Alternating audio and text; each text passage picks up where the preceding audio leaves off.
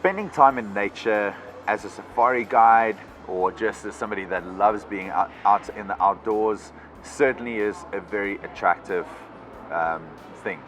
There are many ways to do it in. A lot of people will just go on a weekend getaway. A lot of people will pursue it with more earnest. Maybe spend a bit longer time traveling through Africa, climbing in their car and exploring Botswana, Zimbabwe, Zambia, or there's various ways of getting into it. But a lot of people want to pursue it a little bit with a little bit more seriousness, and it's an incredible thing. Like spending time in the bush, an extended period of time in any given terrain, be it the Kruger or in Botswana or any of these countries, it's absolutely magnificent, and it's not as difficult as people think it actually is to start a career in nature conservation, in guiding, as a ranger, as a safari guide, whatever term you want to give this, or just as a break, as a hiatus from what you do, escape the city.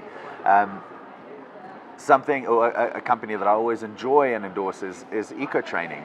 I've been friendly with them for quite a long time. A lot of my friends in the industry at the moment came through EcoTraining, and it's a great avenue to do that with. Whether you pursue it as a full-time job, wanting to get into the industry, or whether you just want to take a break from what you're doing, get to experience Africa, shoot a rifle, drive off-road, get your birding knowledge up to standard, whatever it is that you want to get into it for, there certainly is an opportunity to do that. And it's incredible. It'll blow your mind. Like spending time in Africa, like I mentioned, for such a long time, be it 2-3 weeks, be it for a year.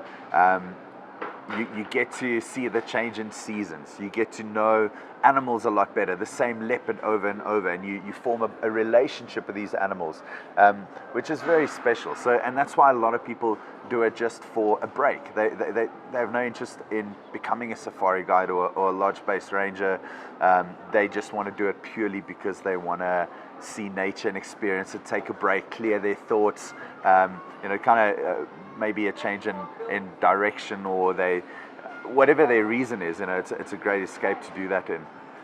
But if you want to do it as a career, change and shift, or a young guide, and you want to come in and work in this industry, no better way than to do it is to do a course such as what EcoTraining offers.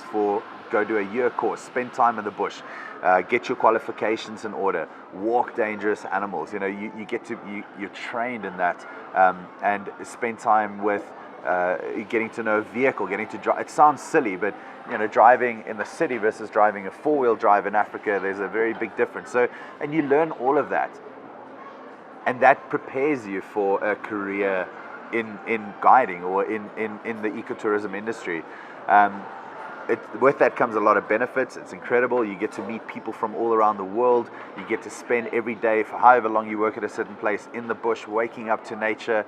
I remember that's one of the things I loved most. And I never left lodge-based guiding because I was tired of it. I just, like I mentioned earlier, moved because it was a strategic choice to further my career. But something I miss the most from being a guide or somebody at a lodge working with people all day is just waking up to nature. In the morning, very often I would wake up hearing the lions calling, or a leopard, or just the birds, or November, December when the woodland kingfishers arrive, and hearing them call and being woken up to that. And there's so many beautiful things that I miss about just being in the bush all day, every day.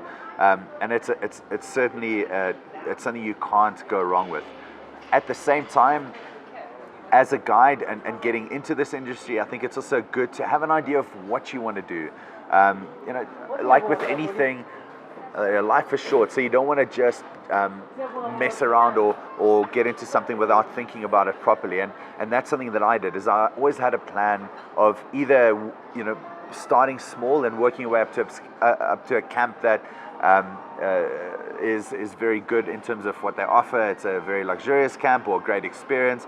Often those camps don't accept guides that just start out because they want somebody with a bit of experience, maybe with Big 5 experience or walking experience. So it's great to start small, but always have a goal in mind of where this should take you.